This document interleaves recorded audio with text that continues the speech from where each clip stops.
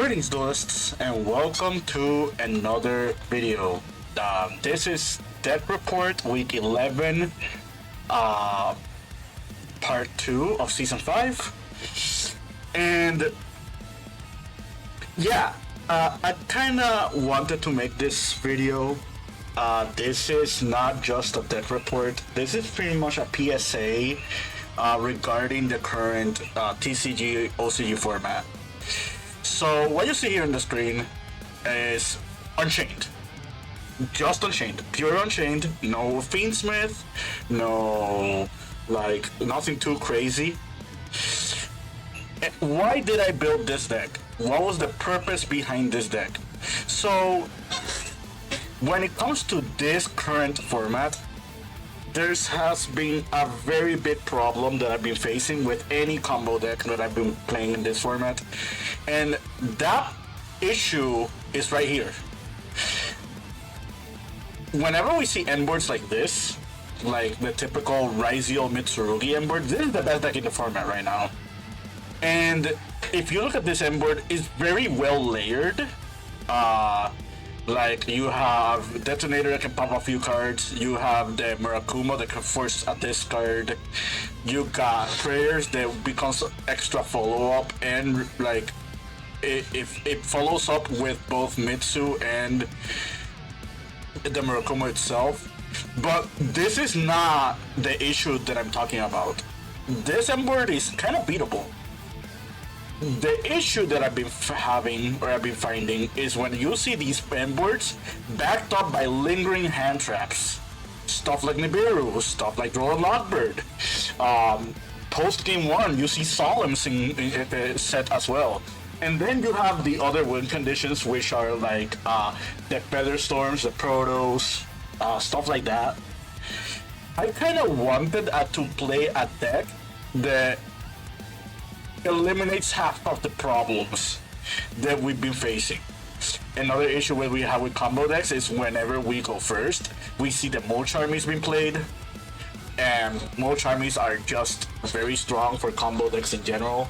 They are a necessary evil, but like hell, they're everywhere. Like, if you go to a big round tournament, a regional or nationals, you're going to face Mocharmies at least quite a number of times during the day. So what did I wanted to do here? I'm going to play this replay real quick, and I kind of just want to show you the idea that I just had at the back of my head, at the back of my mind.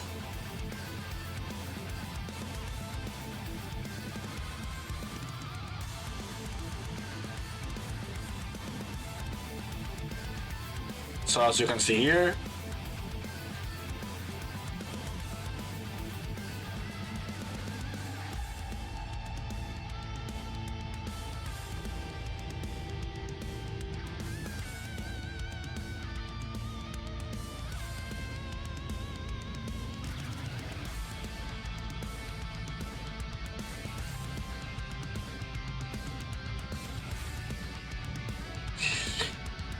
so this is a misplay. This Dark Charmer shouldn't be summoned because we're Fiend locked.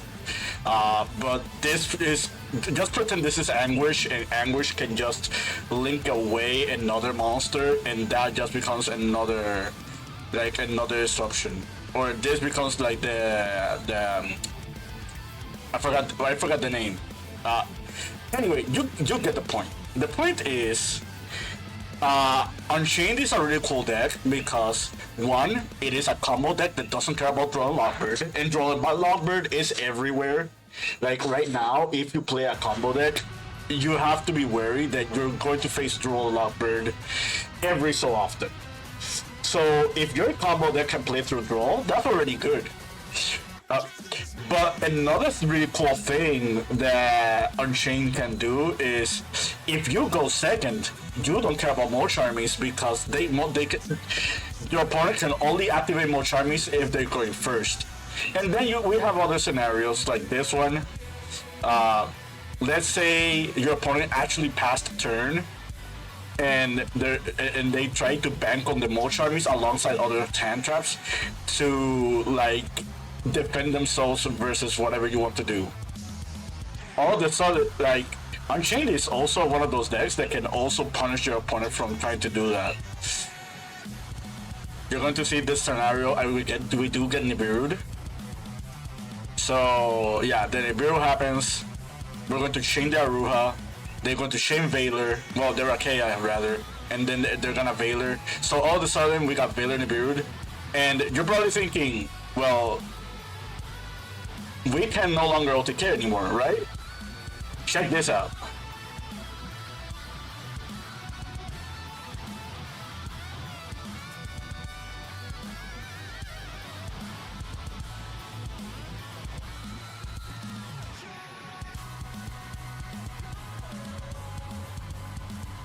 And all of a sudden we broke their board, and they have to win with whatever they have left, and we do have Impulse, and we have the Soul of Rage to disrupt our opponent as well.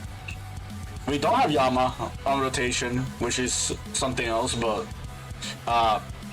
take note, instead of summoning this dog, we could have summoned another one, and we could have just taken the Nibiru with talents as well.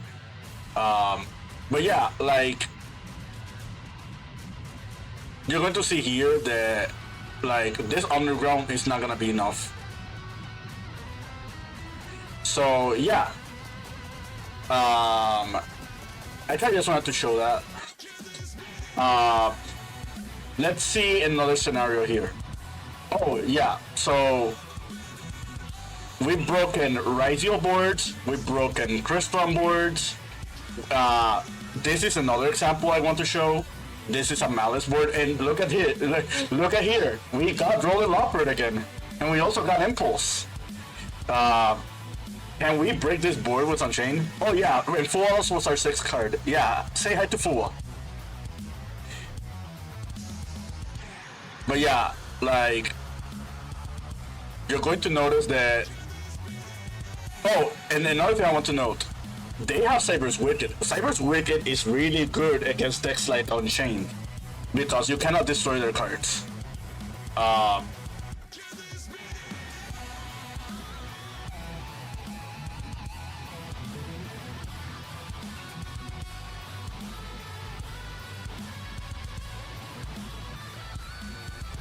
But yeah, just check this out.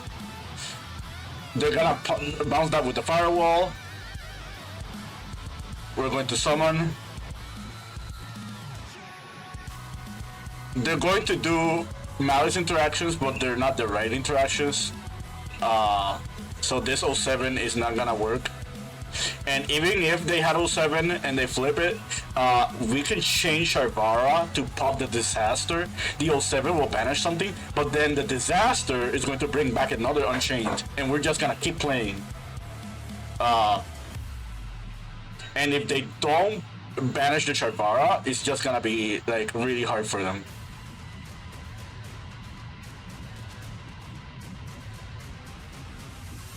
But yeah, like, all of a sudden we broke their board.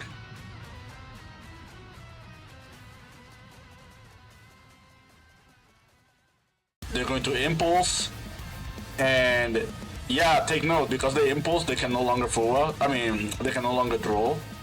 But again, draw doesn't matter against this deck. We only added with we did add with Prosperity, which I am perplexed why they didn't draw there, but I digress. Yeah, all of a sudden we broke their board. So let's go on with the profile. We got 3 Ash, 3 Droll, 3 Fua, 3 Parolia. If you know me and you know this channel, you know I don't like hand traps, but you kind of have to play these. Like, these are a necessary evil this format. We are a going second deck. We blind second with this deck. Fun fact, I've lost 90% of the die rolls, like on DB. Just putting it out there. Which is why you see the Lightning Storms and the Feather Duster in the main deck. A lot of Unchained players don't like Soul Disaster, but you have to play Soul Disaster because of stuff like Cyber's Wicked. Like, those interactions and those undestructible cards are really hard to out if you don't play stuff like Disaster.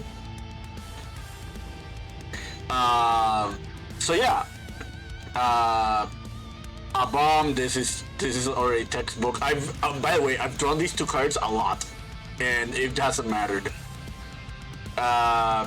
The Unchained names, well, we only have two Sharvaras. Hopefully, it goes back to three next list.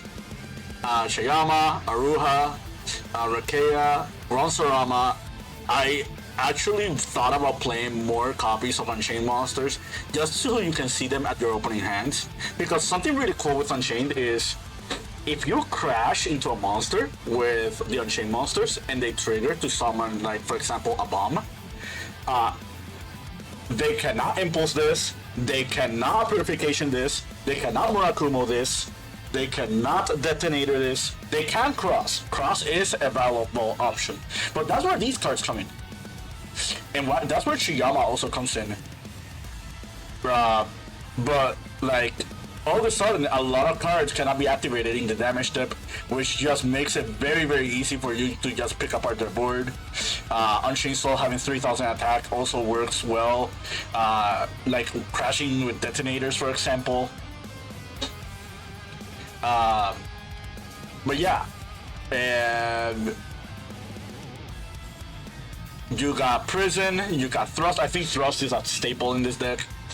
Not just because of the interaction of getting your going second cards, but also because it can set your own chain traps. Let's talk about Impulse.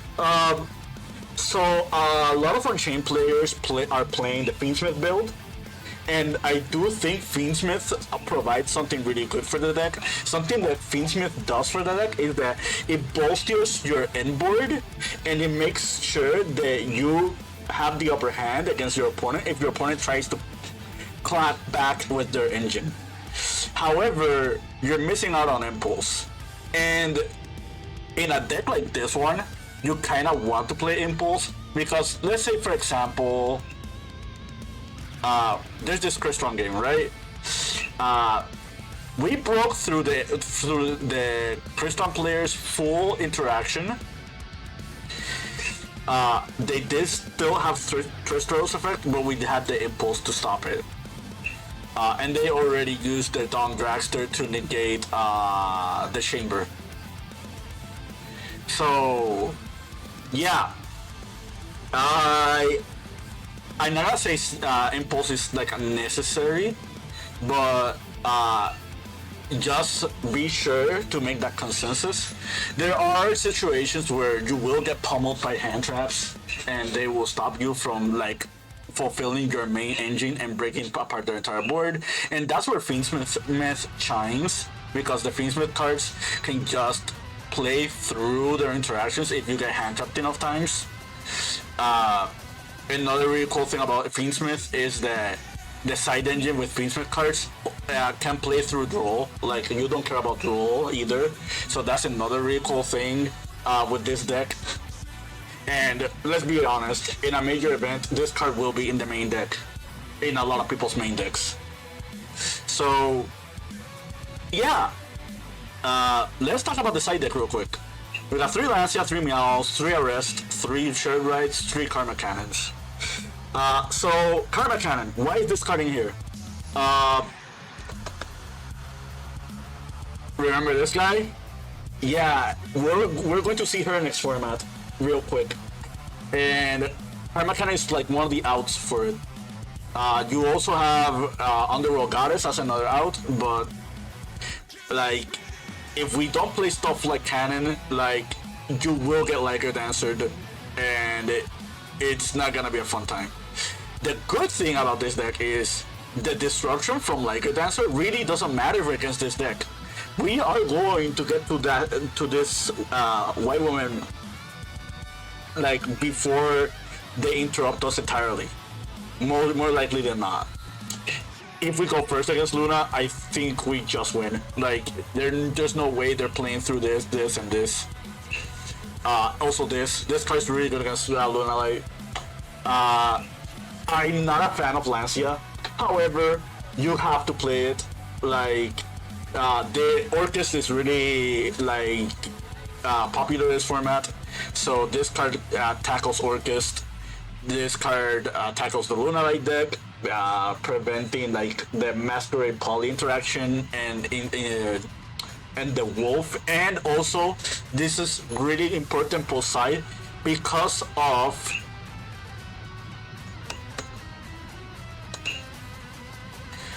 heavy polymerization. Yeah. Also, another really important note, if you face a Raizio player and you see them playing Protoss in their deck, you also want to play Lancia because it's one of the only ways to stop this from happening. You also have Impulse for that, but you know, whichever you draw first. If you go first against Raizio or Raizio variants or Missile variants and you draw any of these cards, I think you just win. Like, I don't think I have to talk about how great Mystic and Arrest is as a card. Extra deck is kind of flexible. If you are going second deck, so you should be playing Typhon. I haven't summoned Mug at all in any game as of yet. Same with Gloomy. So these would be like replacements. Another really cool thing about Unchained that I have to talk about is in Duelist Advance, we are getting indirect support for it. The first indirect support card that we're getting is Trapaholic.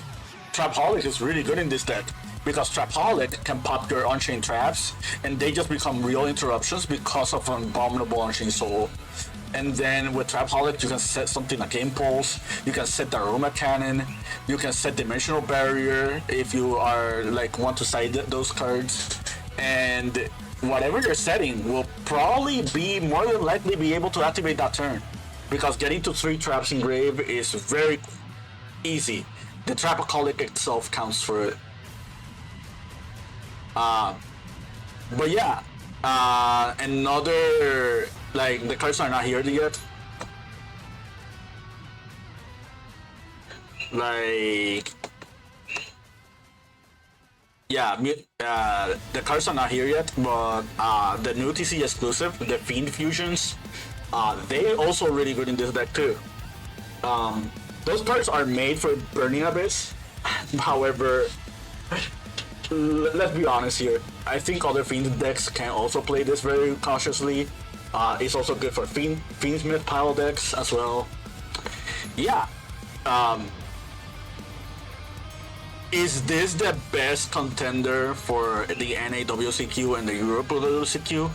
Maybe. I cannot say for sure. However, I kind of want to show this because I've had very promising results with this deck, and very popular trends that we have in this current format are just things that you can beat with Unchained. But yeah, that's enough rambling from me. I hope you found this informative, to your liking and understanding. More videos coming soon. Keep practicing and keep doing.